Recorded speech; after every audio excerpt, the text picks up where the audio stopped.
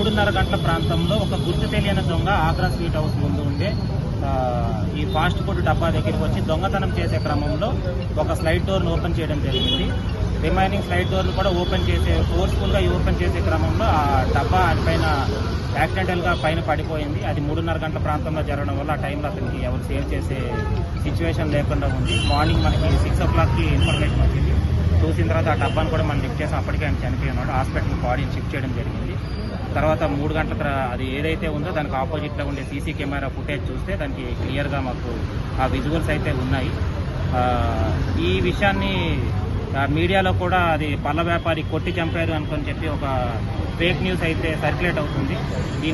నా యొక్క అప్పీల్ ఏంటంటే ఏదైనా న్యూస్ ఇట్లా వేసే ముందు ఒకసారి సంబంధిత SHOతో క్లియర్గా మాట్లాడి ఏం జరిగింది అనేది తెలుసుకొని వేస్తే అది బాగుంటుంది. లేదంటే ఇలాంటి న్యూస్ ద్వారా ప్రజలకి భయభ్రాంతులు గురి చేసేలా ఉంటుంది, తప్పుదారి పట్టించే విధంగా కూడా ఉంటుంది. ఐడెంటిఫై అయిందా సార్ ఏమన్నా? లేదు, ఆ బాడీ ఇంకా ఐడెంటిఫై అది అవ్వలేదు. దొంగ కాబట్టి ఆయన గురించి మేము మా డేటాబేస్లో కూడా వెరిఫై చేస్తున్నాం.